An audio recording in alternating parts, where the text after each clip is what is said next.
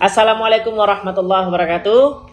Halo Sobat Kincai, ketemu lagi dengan acara podcast kesayangan kita, yaitu Pocai, Podcast Kincai. Ya, setelah sekian lama vakum gitu ya, setelah kita mungkin udah beberapa bulan ini kita nggak ada podcast nih gitu ya. Nah, sekarang kita kembali lagi dengan podcast kita membicarakan suatu hal yang sangat menarik sekali, terutama untuk sobat-sobat Kincai yang mungkin saat ini lagi galau gitu ya, lagi gundah gulana, pengen memulai usaha tapi nggak tahu modalnya dari mana. Ya. Nah, di sini kita akan membicarakan tentang pembiayaan UMI. Tapi UMI di sini bukan UMI yang artinya ibu ya, sobat Kincai, tapi adalah ultra mikro. Betul ya, bapak-bapak ya? Betul. Jadi ultra mikro. Nah, di sini kita sudah kedatangan dua orang narasumber yang sangat berkompeten di bidangnya. Yang pertama ada Mas Delvan selaku staf dari seksi Bank KPPN Sungai Penuh, dan juga ada Pak Diki nih. Pak Diki selaku kepala area dari PT PNM. Nah, beliau ini menangani untuk pekerjaan PT PNM di wilayah Kabupaten Kerinci dan Sungai Penuh ya, Pak Diki ya. Oke. Kita akan ngobrol bareng dengan dua orang narasumber kita ini terkait isu-isu yang beredar soal UMI nih gitu ya. Mungkin Sobat Kincai pernah dengar UMI, katanya UMI ini nggak pakai agunan ya. Bener apa enggak sih nggak pakai agunan? Hari gini masih ada yang nggak pakai agunan gitu ya. Terus juga kira-kira usaha-usaha seperti apa sih yang bisa dibiayai oleh UMI? Nah, kita langsung masuk ke narasumber aja nih Sobat Kincai. Mungkin kita ke Mas Davan dulu ya. Mas Davan, mari kita kembali ke basic dulu gitu ya.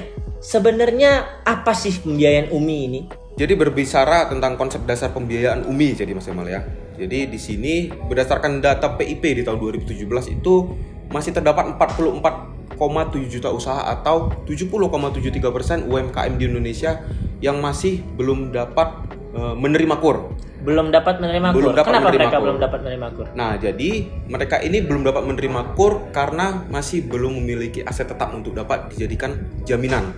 Jadi untuk pinjaman KUR ini itu masih dibutuhkan jaminan kepada debiturnya agar dapat diberikan pembiayaan. Jadi kalau KUR itu masih pakai agunan supaya mendapatkannya ya. Benar. Oke. Nah, lalu bagaimana UMKM tadi yang masih belum dapat menerima pinjaman KUR untuk memulai usahanya? Mereka pertama tidak memiliki aset tetap. Oh, belum punya aset tetap ya. Untuk dijadikan pinjaman. Mereka tidak memiliki modal yang cukup untuk memulai usaha. Nah, bagaimana si UMKM ini untuk dapat memulai usahanya? Nah, di sini laporan pemerintah memberikan namanya semacam subsidi ya, semacam subsidi kepada UMKM yang memiliki keterbatasan tadi, gitu, melalui namanya pembiayaan UMI. Nah, jadi pembiayaan UMI ini tidak membutuhkan aset tetap untuk dijadikan jaminan seperti pembiayaan KUR.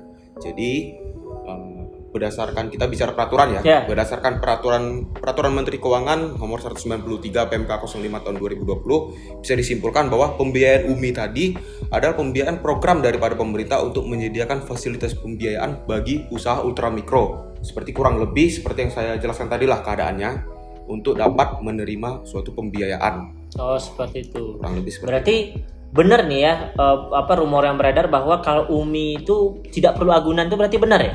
Benar untuk jenis pembiayaan berkelompok. Oh, untuk jenis pembiayaan berkelompok itu bisa tanpa agunan. Benar, untuk pembiayaan berkelompok nanti mungkin bisa dijelaskan sama Oke, sama Pak Diki nanti ya. Siap. Oke. Berarti pembiayaan UMI ini pada dasarnya adalah pembiayaan yang diberikan oleh pemerintah bagi usaha-usaha yang belum bisa dapat KUR gitu ya. Dan belum bisa dapat KUR karena yang tadi dijelaskan oleh Mas Delvan. Benar. Nah, ini menarik ini karena kayaknya pemerintah itu perhatian sekali sampai ke usaha-usaha yang kecil gitu ya. Benar. Udah mikro, ultra lagi. Berarti di bawahnya mikro gitu kan. Perhatian sekali pemerintah ini Mas Devan terhadap usaha ultra mikro ini ya. Kalau boleh tahu itu kenapa pemerintah kok perhatian sama usaha-usaha yang sangat kecil, bahkan ada yang mungkin usahanya itu baru bahasanya itu kecambah kali gitu ya. Benar. Baru kecambah. Kenapa pemerintah kok nggak fokus dengan usaha-usaha yang besar aja? Ya, itu logikanya benar Mas Jamal. Kenapa nggak usaha seperti perusahaan besar Iya, saja perusahaan yang besar kan diberikan nanti, pembiayaan? nanti kan pajaknya gede gitu ya. Nah, itu bisa Kenapa? jadi salah satu pertanyaan mendasar gitu. Kenapa pemerintah sangat concern sekali terhadap UMKM. Jadi ini saya jelaskan garis besarnya aja Mas Jamal. Ya. Karena kalau dijabarkan semuanya mungkin Panjang, nggak cukup waktu kita 1 hari.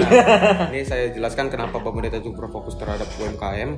Jadi yang pertama UMKM tersebut itu memiliki kontribusi yang besar terhadap PDB. Oh iya. Di mana 61,97% dari total PDB itu dipengaruhi atau disumbang oleh UMKM. Lebih dari 60% berarti ya? Benar, itu di tahun 2020. Oh iya, data ini saya ambil dari Kementerian Investasi. Baru data yang kedua, UMKM itu menyerap tenaga kerja sekitar 97%.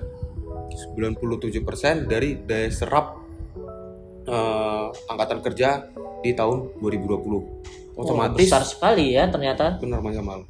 Jadi otomatis UMKM ini sangat berpengaruh juga terhadap angka pengangguran.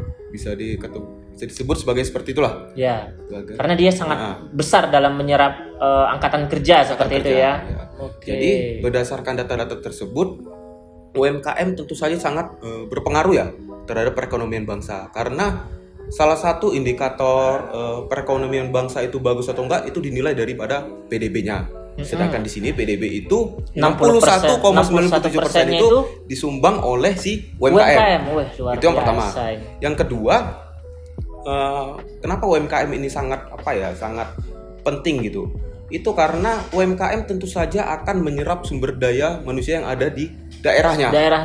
Jadi UMKM ini nggak mungkin, misalkan nih UMKM di Kerinci nih kita, itu nggak mungkin menyerap tenaga kerja yang ada di Papua. Apalagi kalau tenaga kerja dari luar negeri gitu ya. Itu lebih nggak mungkin Mas Jamal. Nggak mungkin lagi ya.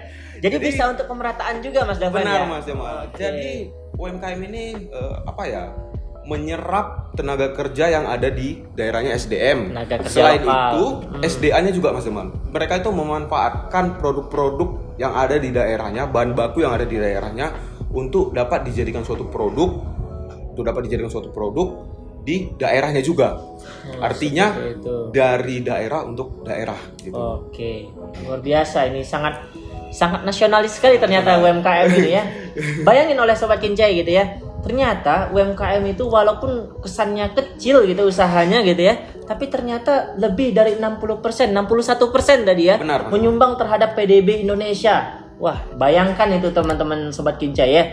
Terus juga UMKM ini ternyata semakin dia banyak, dia bisa menyerap tenaga kerja yang lebih banyak. Benar. Tenaga kerja lokal pula. Benar Nah, itu poin pentingnya gitu ya, membuka lapangan kerja Lapangan untuk pekerjaan. Jadi kalau misalkan di suatu daerah semakin banyak UMKM, otomatis harusnya pengangguran bisa berkurang Mas Davan ya. Benar Mas Jamal. Oh, seperti itu. Luar biasa nih Sobat Kincai, nggak bisa diremehkan ternyata. Nah, Hal-hal yang kecil itu ternyata pemerintah kita sangat perhatian terhadap hal-hal yang detail seperti itu gitu ya.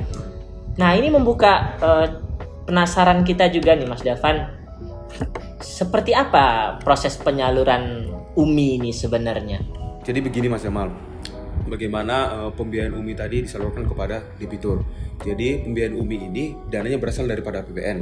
Nah, dana tadi itu dikelola oleh BLU PIP atau BLU Pusat Investasi Pemerintah. BLU PIP sendiri ini dibawahi oleh Direktorat Jenderal Perbendaharaan Kementerian Keuangan. Oh, berarti KPPN di situ sebagai vertikal DJPB berarti ini ya. Nah, itu salah satu kantor vertikalnya.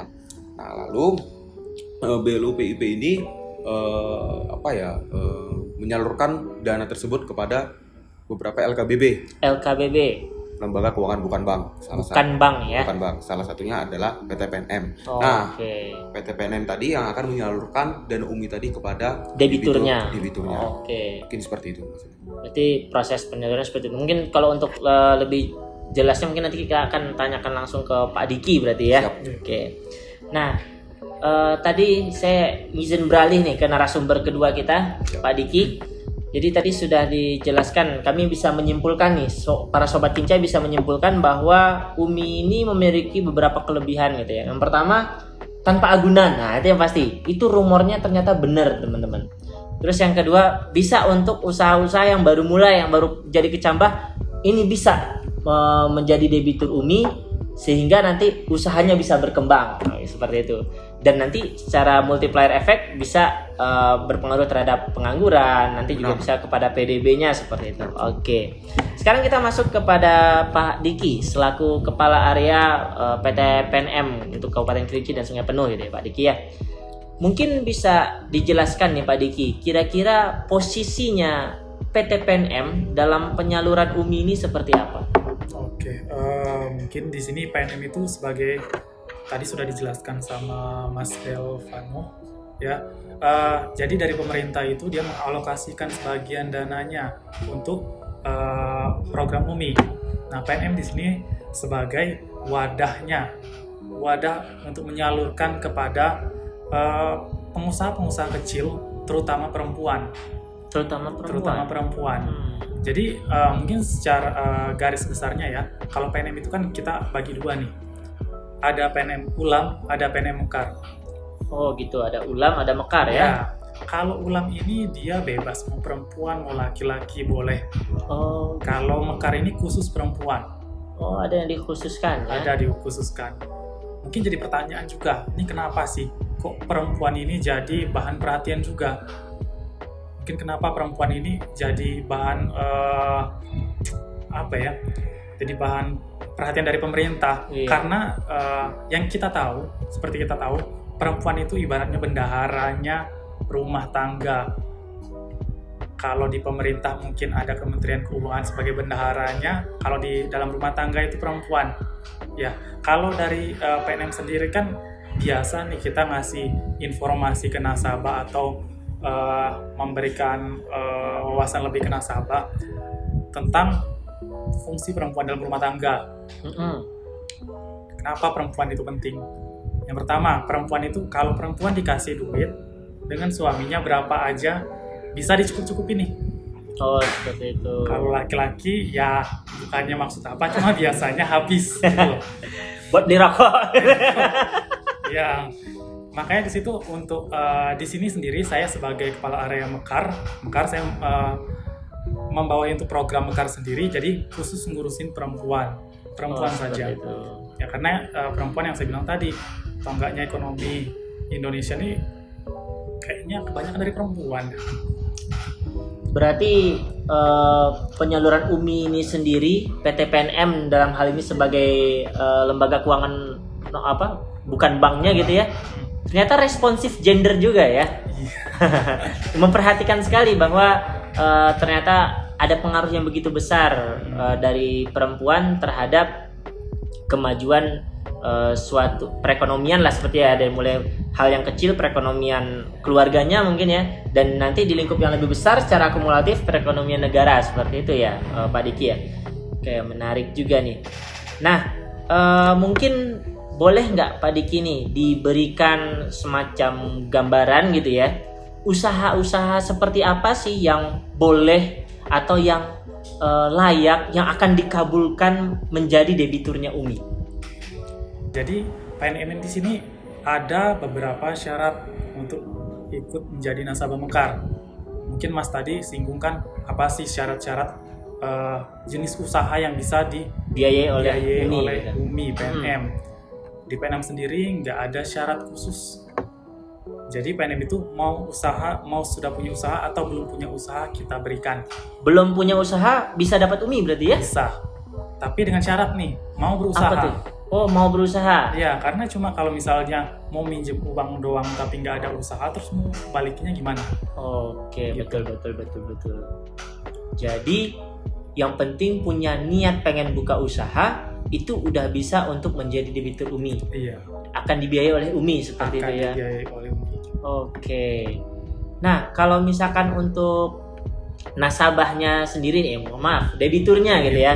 Debiturnya UMI sendiri, kalau dia tidak punya usaha, terus tadi juga nggak pakai agunan gitu ya, bagaimana kontrol ataupun verifikasi oleh PT PNM ini bahwa orang ini layak untuk menjadi debitur UMI?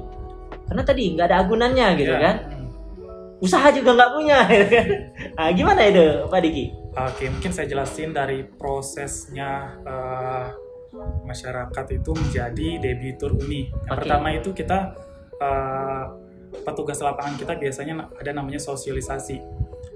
Jadi dia datang nih ke suatu daerah, entah itu ke suatu tempat PKK kah, atau ke pasar atau dimanapun. Jadi dia sosialisasikan program PNM itu. Habis itu sudah ada beberapa yang tertarik. Kalau sudah ada yang tertarik, kita suruh ibunya kumpulkan, karena syarat di PNM ini minimal 10 orang nih. Kita kan Minimal 10 orang ya. Ya, sudah terkumpul, mereka setuju, kita lakukan yang namanya uji kelayakan, kita survei. Oh, ada Surveinya surveinya. nggak cuma sekali, 2 kali. Itu langsung dari PT PNM yang melakukan survei ya. Jadi yang pertama itu dari petugas lapangannya, sudah itu yang kedua itu dari kepala unitnya untuk memastikan benar nggak yang di survei kemarin itu data-datanya. Kalau sudah dirasa benar, nanti ada lagi prosesnya nih, namanya persiapan pembiayaan. Jadi debitur itu kita kasih sebuah pembinaan, kita kasih sebuah, kalau awamnya nih ibu-ibu kenalnya sekolah, walaupun bukan sekolah formal, cuma kita memberitahu apa sih isinya PNM ini, peraturannya apa. Jadi ibaratnya nggak kayak beli kucing dalam karung, pinjam di pinjol, tapi nggak tahu isinya apa. Jadi ibu-ibu itu tahu konsekuensi ikutan di PNM itu apa, itulah kita jelaskan. Jadi dari manfaat, konsekuensinya itu dijelaskan dulu berarti gitu ya. Semuanya. Habis itu baru nanti sudah nih beres 3 hari nih proses persiapan pembiayaan. Sekolahnya berarti 3 hari. 3 hari untuk nasabah barunya. Habis itu baru kita pencairan. Nah, pencairan di sini tadi dari pertanyaan Mas sendiri kan, kok ya berani tanpa agunan, terus tanpa usaha di awal, kok ya bisa-bisanya meminjamkan orang, karena di PNM di sini sistemnya group lending, jadi pembiayaan berkelompok.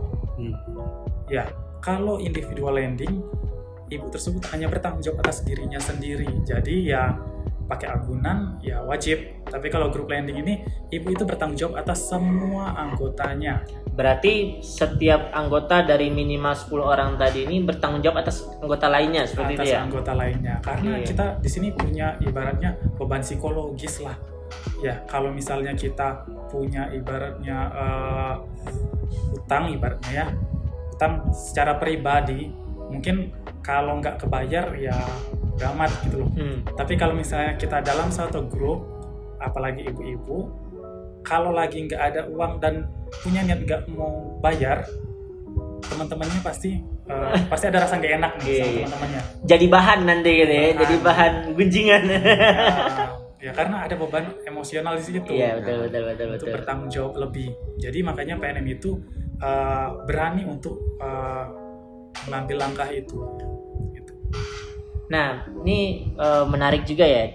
Jadi seperti yang udah dijelaskan oleh Pak Diki tadi gitu ya, bahwa tahapannya ada beberapa, dari mulai persiapan ya, disekolahkan dalam tanda kutip gitu ya, disekolahkan dalam tanda kutip, terus kemudian disalurkan. Nah, dan mereka kenapa dibikin berkelompok, supaya ada beban moral di situ.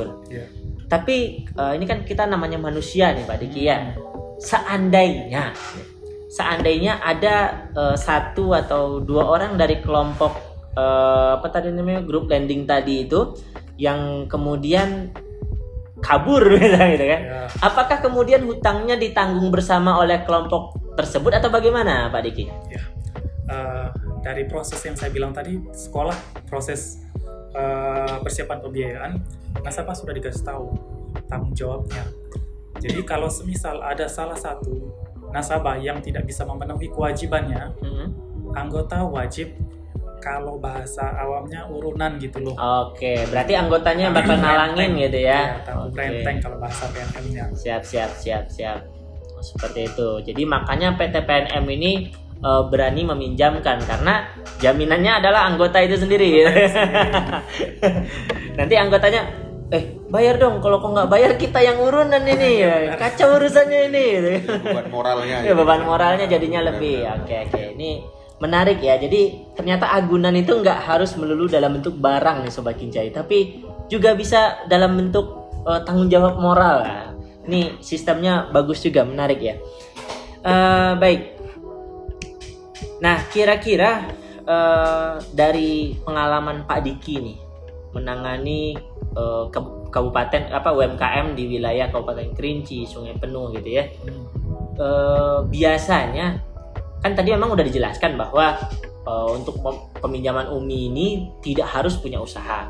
Nah, cuman saya pengen mengkerucutkan nih, selama ini yang udah meminjam itu lebih banyak mana antara yang udah punya usaha atau yang belum punya usaha, Pak Diki? Kalau untuk di tahap awal mungkin sekitar 95% itu sudah punya usaha. Oh, 95% udah punya usaha. Karena ya? sebagian kecil saja sih ibu-ibu itu yang belum punya usaha. Oke. Tapi nanti kan kalau sudah selesai di tahap pertama, untuk lanjut di tahap kedua itu kan tidak ada lagi alasan tidak punya usaha. Jadi otomatis nasabah-nasabah yang di tahap lanjutan pasti 100% punya usaha. Oh gitu. Jadi kalau udah tahap lanjutan itu udah pasti udah punya usaha karena dia udah ikut yang tahap pertama seperti itu ya. Benar. Kalau nggak kemana duitnya gitu ya. Baik.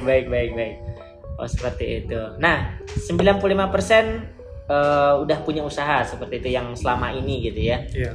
Itu kalau boleh tahu, sekedar pengen tahu aja, mana tahu Sobat Kincai pengen tahu gitu kan. Iya. Usaha seperti apa sih biasanya yang banyak ngambil UMI ini? Apakah tukang gorengan atau tukang tambal ban atau bagaimana? Kalau di Kerinci sendiri ya, di Sungai Penuh dan Kerinci itu mayoritas itu di bidang pertanian. Oh, di bidang pertanian malah ya? Pertanian sayur dan yang lain-lain. Oke. Kalau untuk bagian jual sembako atau bagian jasa yang lain itu hanya sekitar 20%. Ya, beda mungkin di daerah lain karena kita kan di Iya, pegunungan betul. mayoritas pertanian. Benar. Karena kita memang mayoritas kita dari pertanian seperti itu ya. Iya. Pertanian perkebunan berarti ya. Iya. Oh, seperti itu. Ya, ini jadi Sobat Kincai sudah dapat gambaran ya. Kira-kira apa manfaat dari UMI ini gitu kan, dia nggak pakai agunan gitu kan, terus juga bisa belum punya usaha juga boleh pinjam UMI, tapi tentu ada konsekuensinya seperti itu. Nah ini harus dipahami oleh Sobat Kincai nih, nanti yang tertarik untuk memulai usaha disiapkan dulu kira-kira mau bikin usaha apa, jangan sampai udah minjem bingung mau bikin usaha apa, akhirnya beli iPhone dan malah nggak bisa bayar cicilannya, jadi omongan sama ibu-ibu satu komplek ya, tanggung sendiri resikonya. Ya jadi ini benar-benar luar biasa ya perhatiannya pemerintah melalui PT PNM untuk memudahkan bagi para calon-calon pengusaha seperti itu ya. Nah, apalagi kalau misalkan anak-anak muda kita mungkin yang pernah kuliah di kota-kota besar, terus kemudian kembali ke Kabupaten Kerinci atau Kota Sungai Penuh, punya ide usaha, berarti bisa pakai UMI ini, bisa, Pak ya Diki ya? Bisa. Ya, seperti itu Sobat Kincai. Mana tahu bisa jadi motivasi ataupun jadi inspirasi bagi para Sobat Kincai yang ingin memulai usaha atau mau mengembang usahanya. Ada nggak sih sukses story yang Pak Diki ketahui nih tentang debitur UMI ini, seperti apa kira-kira kisahnya itu, karena ada UMI terus kemudian usahanya bisa berkembang, mungkin bisa di-sharing kepada Sobat Kincai semua Pak Diki. Oke, mungkin gini ya, kalau untuk daerah Sungai Penuh sendiri ada satu ibu nih, satu debitur nasabah, namanya mungkin kalau boleh saya sebutkan, namanya Ibu Lucy. Ibu Lucy di Kayu Aro. Oh, di Kayu Aro beliau. Dia di Kayu Aro. Jadi dia ini sebelum ikut di PNM mendapatkan pembiayaan UMI, dia itu cuma kerja di perkebunan orang. Sebelumnya kerja sama orang saja ya. Jadi nggak punya penghasilan dari usaha sendiri. Setelah itu ikut di PNM di tahun 2019, dia mulai nih. Dia sebenarnya punya kebun nih, tapi nggak aktif karena nggak ada modal. Oke. Pinjam di PNM, sudah itu dia aktifkan perkebunannya. Sudah diaktifkan perkebunannya, di situ mulai ada hasilnya. Masuk ke tahun kedua, ke tahun ketiga, hasilnya udah lumayan besar nih. Sudah itu pas kemarin bulan lalu kalau nggak salah ya, ibu itu kita kirim ke Jakarta. Jadi dia itu kita menjadi perwakilan di Kerinci untuk ikutan semacam studi banding lah untuk nasabah PNM Mekar yang di bidang pertanian. Jadi ibu itu bisa belajar tentang pertanian yang benar, pemasaran dan yang lain-lain. Luar biasa ya. ternyata debitur UMI ini nggak cuman dikasih uang terus ditinggal, nggak ya? Tapi memang ada pendampingan, pelatihannya, memastikan bahwa UMI ini benar-benar bermanfaat seperti itu, Pak ya. Iya benar. Baik, luar biasa ini. Jadi sobat Kincai yang pengen minjam di UMI ini, gak usah khawatir. Misalkan pengen punya ide usaha tapi nggak tahu cara melaksanakannya. Nah ini ternyata didampingi oleh PT PNM juga, dibimbing, dibina sampai usahanya berhasil seperti itu ya. Oke, luar biasa. Nah, mungkin kita kembali dulu ke Mas Delvan gitu ya. Tadi PT PNM, Pak Diki sudah menjelaskan bahwa PT PNM itu adalah penyalurnya, yang melakukan surveinya, termasuk yang melakukan pendampingannya seperti itu ya. Untuk KPPN sendiri, Mas Delvan, ini perannya ada di mana? Apa sih perannya KPPN dalam penyaluran UMI ini? Oke, Mas Jamal. Jadi berdasarkan PMK 190 tahun 2020 ya, Mas Jamal ya.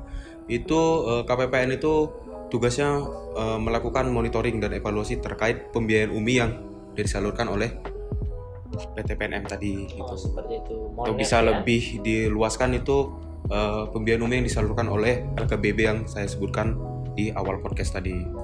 Dan itu dilakukan oleh seksi bank sebagai tugas yang melakukan monitoring dan evaluasi. Nah, apa aja yang di Monef? Jadi yang di Monef itu ada dua, Mas Jamal. Jadi yang pertama itu Monef ketepatan data dan Monef nilai keekonomian debitur. Jadi untuk Monef ketepatan data itu biasanya yang di Monef itu terkait kesesuaian data yang di-input oleh petugas lapangan dari contohnya dari PNM tadi. Nah, itu mereka menginput data kan ke database-nya. Betul. Nah, apakah PNM ini menginput data yang diambil dari data di lapangan dengan data yang disampaikan kepada database itu tepat atau salahnya gitu. Jadi biasanya yang di Monef untuk ketepatan data itu mungkin seperti nama, NIK, lalu tenor peminjamannya, lalu berapa besar biayanya dan apakah terdapat agunan atau tidak. Nah, itu yang untuk Monef ketepatan data. Baru yang kedua itu ada Monef nilai keekonomian. Jadi untuk nilai keekonomian ini tugasnya itu ada dua jenis. Ada tugas untuk pertamanya itu adalah Monef untuk baseline dan endline. Jadi inti daripada Monef keekonomian ini untuk mengukur saat dia pertama kali meminjam pembiayaan UMI bagaimana keadaan ekonominya sampai di saat nanti dia misalkan setahun atau 2 tahun itu apakah ada dampak gak terkait pembiayaan UMI terhadap nilai keekonomiannya. Untuk nilai keekonomian sendiri itu ada 3 jenis, yaitu untuk nilai keekonomian pribadi, keekonomian usaha, dan pemahaman terkait pencatatan laporan keuangan. Atau mungkin yang terakhir itu ada jenis Monef yaitu Monef dengan tujuan tertentu. Itu adalah Monef lainnya. Itu biasanya apabila ada peruntukan tugas dari pihak Kanwil atau pihak PIP sendiri. Mungkin itu saja. Berarti intinya KPN ini adalah perpanjangan tangan pemerintah dalam hal monitoring dan evaluasinya gitu ya, memastikan bahwa tepat sasaran tepat atau sasaran, tidak ada data fiktif mungkin tidak seperti ada itu data ya. fiktif, Oke, baik. Ini yang sangat penting tentunya, jangan sampai malah UMI ini tersalur kepada yang seharusnya tidak berhak. Tidak berhak, benar. Akhirnya tujuan kita memperbanyak dan mengembangkan usaha ultramikro ini nggak tercapai seperti itu ya. Dan apakah pembiayaan UMI ini berhasil atau tidaknya itu tadi di nilai keekonomian. Oh gitu. Nilai keekonomiannya juga ternyata dinilai juga seperti itu ya, berhasil atau tidaknya. Baik. Nah, dari sini mungkin sobat-sobat Kincai ini sudah dapat gambaran UMI itu seperti apa, manfaatnya seperti apa, penyalurannya seperti apa, terus kemudian konsekuensinya apa tadi juga sudah dijelaskan oleh 2 orang narasumber kita ya. Nah, terakhir nih sebelum kita tutup, bagi sobat-sobat Kincai yang tertarik gitu nih Pak Diki ya, tertarik untuk menjadi debitur UMI, nah, mungkin bisa dijelaskan kemana para sobat Kincai ini harus mengadu dalam tanda kutip ya, apakah harus mendatangi kantornya PNM ataukah bisa secara online atau bagaimana? Oke. Kalau untuk daerah Kerinci sendiri, jadi Kota Sungai Penuh sama Kabupaten Kerinci di sini kita ada 5 unit mekar. Nah, jadi kalau misalnya sobat-sobat Kincai sendiri ada yang mau bergabung sama menjadi nasabah PNM, boleh nanti cari informasinya di kantor terdekat. Misalnya ada di sini kita unitnya di Sungai Bungkal. Oh, Sungai Bungkal ada. Bungkal, di Siula itu di Semurup, terus di Kayu Aru, di Gunung Kerinci, sama di Tanah Kampung. Oke. Jadi nanti tinggal biasanya sih gini, cari informasinya bisa ke RT terdekat pun juga bisa. Karena RT terdekat tahu ya? karena di setiap daerah itu pasti ada aja nasabah PNM. Oh begitu. Iya. Oke.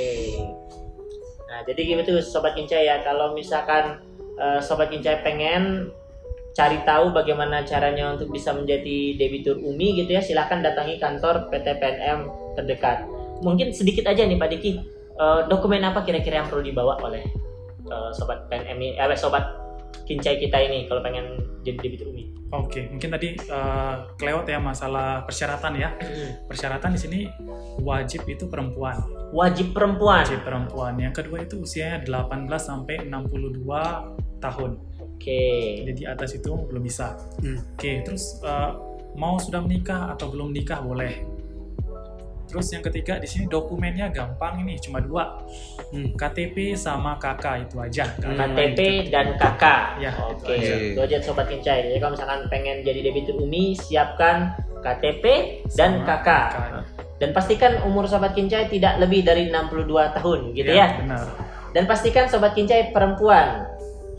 Ya, perempuan, bukan yang asli tapi perempuan asli Sobat Kincai. Oke. Baik, terima kasih Pak Diki, Mas Delvan atas penjelasannya, atas sharingnya juga, sehingga kita semua di sini dapat gambaran bagaimana sebenarnya UMI itu, kelebihannya apa, terus bagaimana penyalurannya, dan syarat menjadi debiturnya apa gitu ya.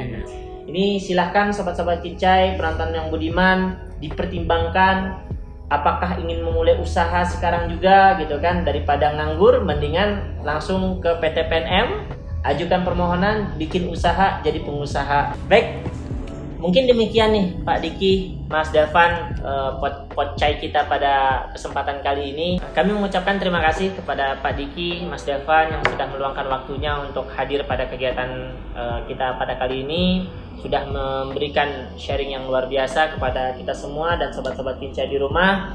Semoga ini bisa bermanfaat bagi kita yang ada di sini dan tentunya bagi Indonesia secara umumnya, seperti itu. Baiklah, Sobat Kincai, demikianlah Podcai kita pada kesempatan kali ini. Kita akan bertemu lagi di kesempatan yang berikutnya dengan topik-topik menarik lainnya. Podcai, Podcast Kincai. Assalamualaikum warahmatullahi wabarakatuh.